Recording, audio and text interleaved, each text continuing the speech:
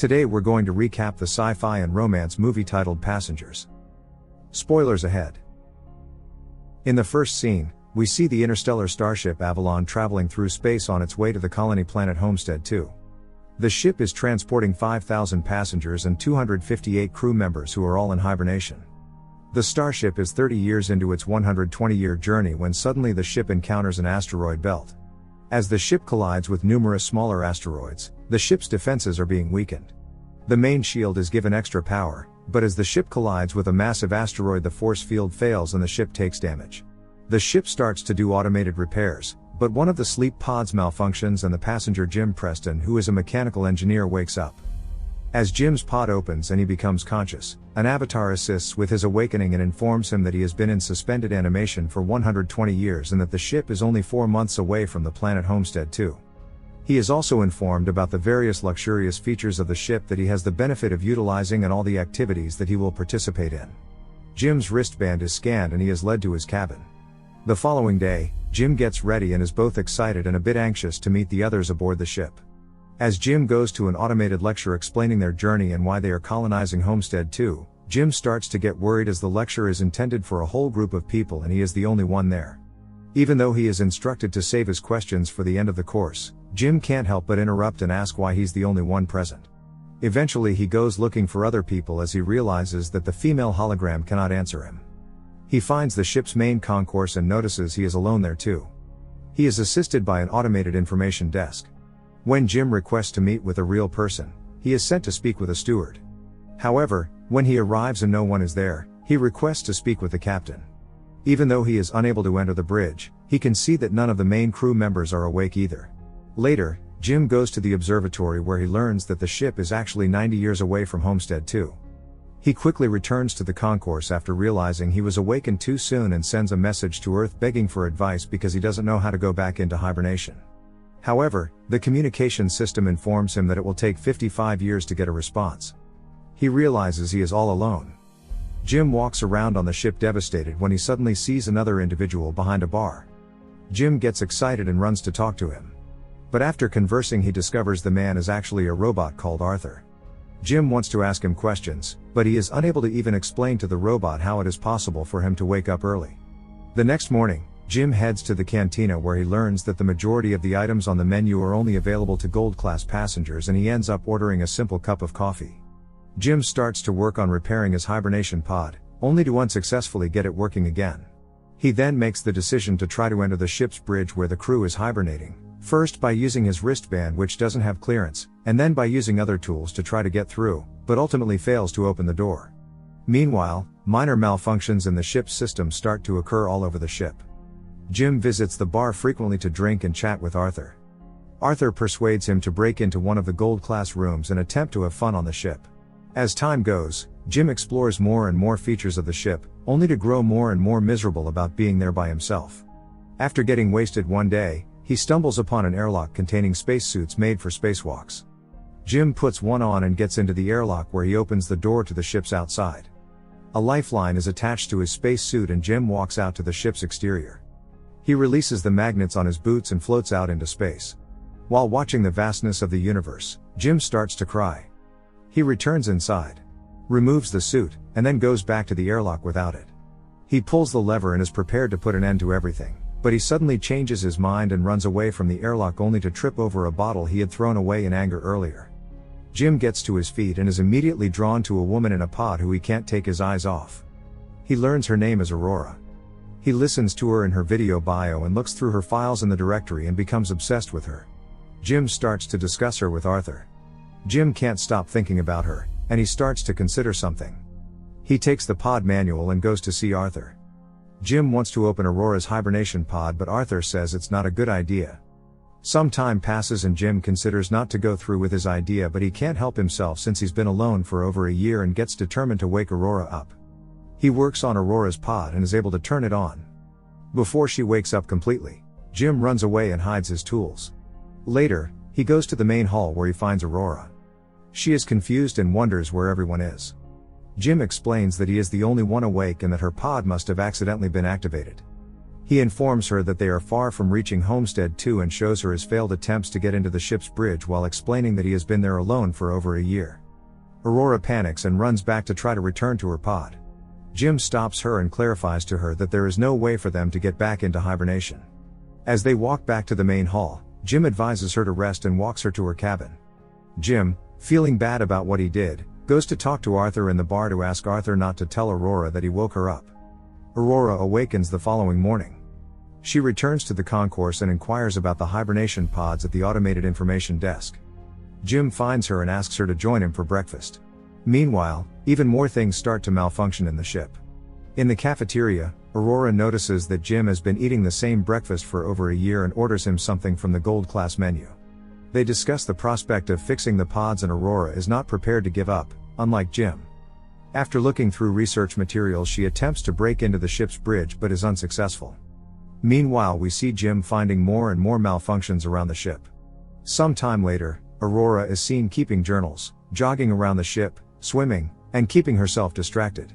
One day she approaches Jim to ask him about his reasons to leave Earth for Homestead 2.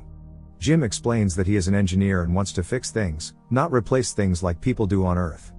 He continues by saying that he wants to build his own life like building his own house to live in. Jim then asks about Aurora's reasons for going to Homestead 2.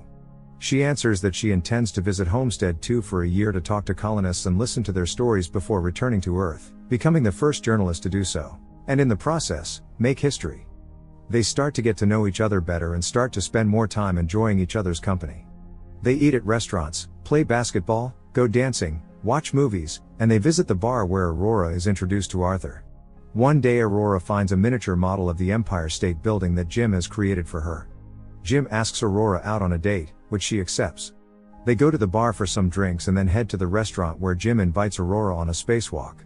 Jim leads Aurora to the airlock after dinner, where they suit up. They enter the airlock and leave the ship. As they look out in space, they both hold hands.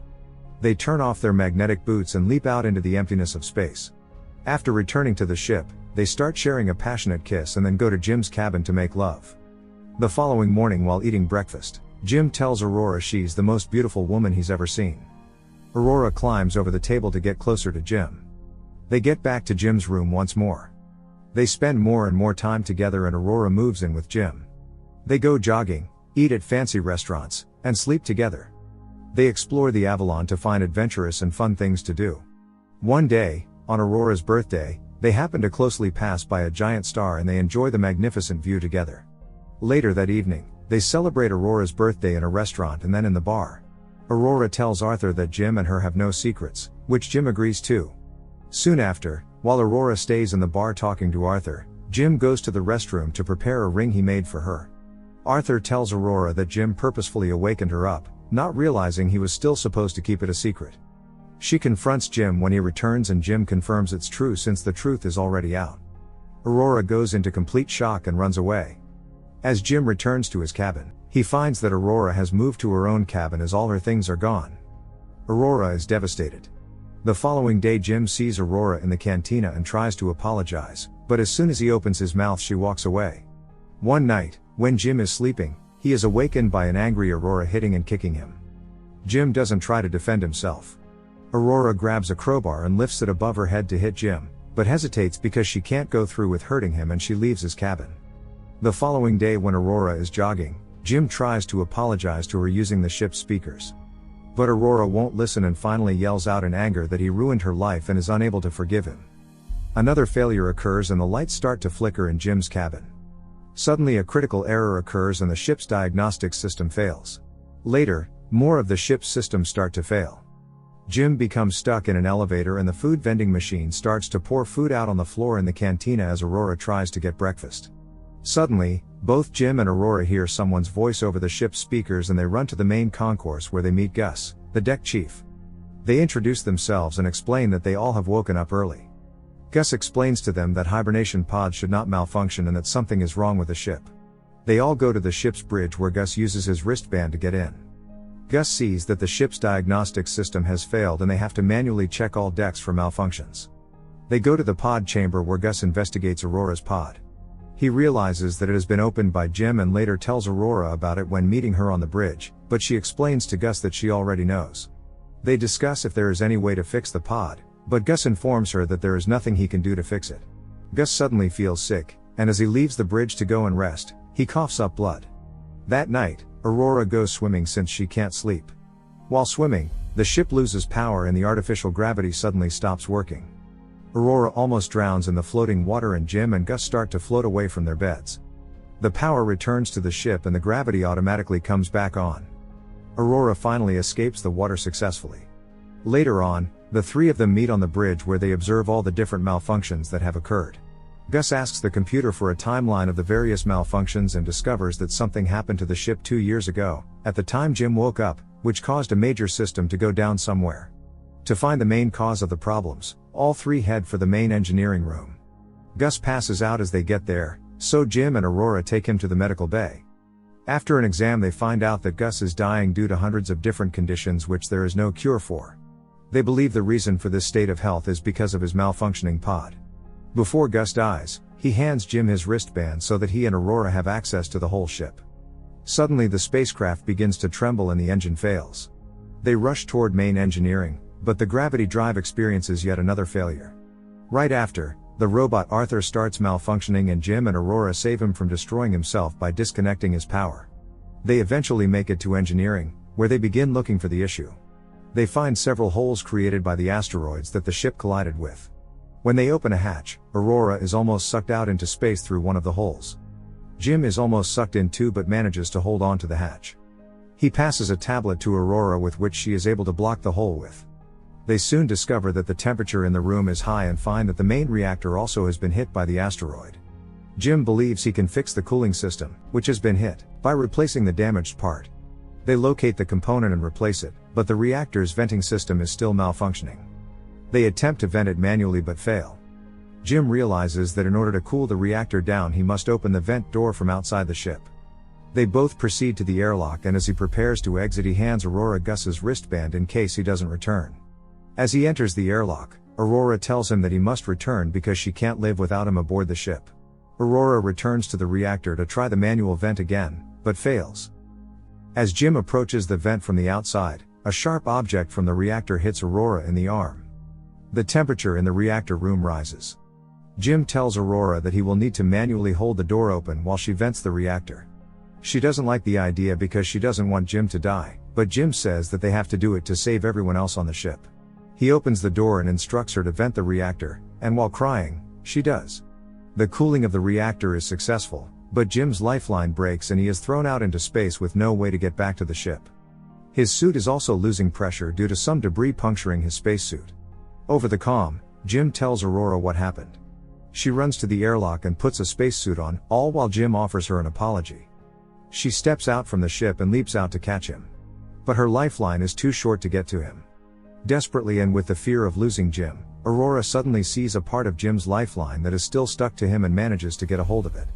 Back in the airlock, Jim seems unconscious and Aurora drags him to the medical bay only to find that he has already died. Using Gus's wristband, she overrides medical protocol to revive him. The medical pod successfully brings Jim back to life and is met by Aurora who forgives him. In the next scene, Aurora is seen fixing Arthur and Gus gets a proper burial in space. Jim figures out a way to convert the medical pod into a hibernation one and informs Aurora about it.